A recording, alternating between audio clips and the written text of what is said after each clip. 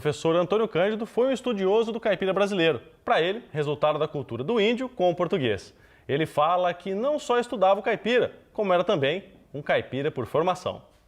Professor da Faculdade de Filosofia, Letras e Ciências Humanas da USP, crítico literário, sociólogo, escritor, vencedor de 2 prêmios Jabuti. Antônio Cândido é o homenageado da ocupação Itaú Cultural aqui em São Paulo. É parte dos 80 anos de estudo, ensino e militância, pode ser conferida até o dia 12 de agosto.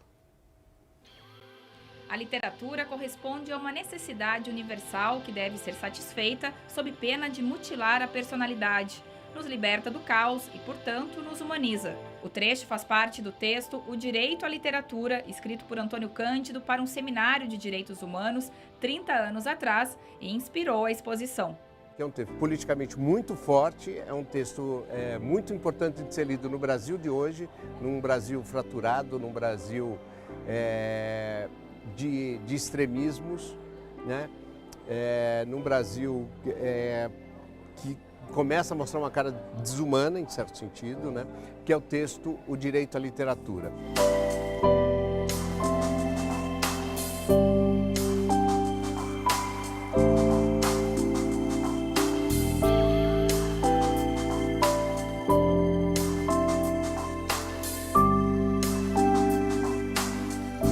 Cerca de 30 mil livros faziam parte da biblioteca do escritor, que doou grande parte deles e ficou com 6 mil. Na entrada da exposição, o público já vê os principais títulos do acervo. O crítico escreveu sobre os primeiros livros de João Cabral de Melo Neto e de Clarice Lispector na década de 40. Em 56, criou o suplemento literário do jornal O Estado de São Paulo. Nos anos 70, escreveu para a revista Argumento, que foi censurada pela ditadura militar e acabou depois de 4 edições. O contato de Antônio Cândido com a crítica literária começou cedo. Aos 10 anos, incentivado pela mãe, já escrevia sobre os livros que lia. Ele deixou 126 cadernos de estudos e anotações. Cerca de 30 estão expostos aqui na ocupação. Um deles é este aqui, escrito por Antônio Cândido aos 12 anos.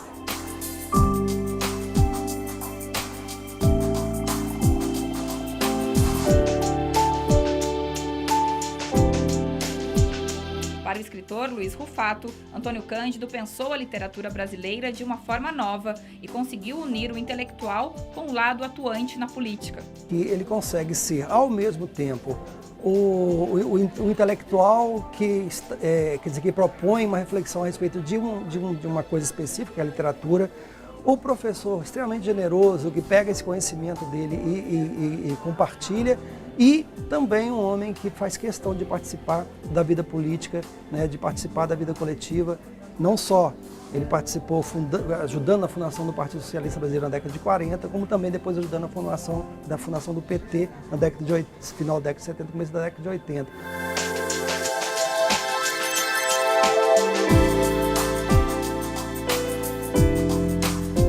Apesar do tempo aplicado ao trabalho, de ter sido minucioso em revisar várias vezes os textos que escrevia, Antônio Cândido não deixava a família de lado.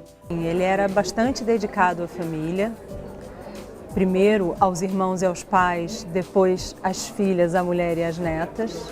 E ele era um pai e um avô muito atencioso, apesar de ser um professor importante, um grande estudioso. Realmente ele sempre tinha tempo para dar atenção e ele sempre parava o que ele estivesse fazendo se a gente pedisse alguma coisa para ele, que fosse para contar uma história ou que fosse para ir tomar um sorvete. Ele tinha o hábito de contar histórias e de deixar que a gente brincasse com os livros, mesmo quando a gente ainda não sabia ler, e mesmo que a gente rabiscasse os livros, porque ele achava que o importante era a gente ter o contato com o livro. O acervo de mais de 40 mil itens textuais do intelectual foi doado ao Instituto de Estudos Brasileiros da USP e deve ficar disponível ao público no final do ano que vem. Pessoas que ainda não nasceram vão estudar o acervo do Antônio Cândido. Pessoas que ainda não nasceram vão estudar o acervo. Por quê? É um acervo tão vasto, 45 mil itens. É um acervo com tantas anotações, com tantas reflexões, né?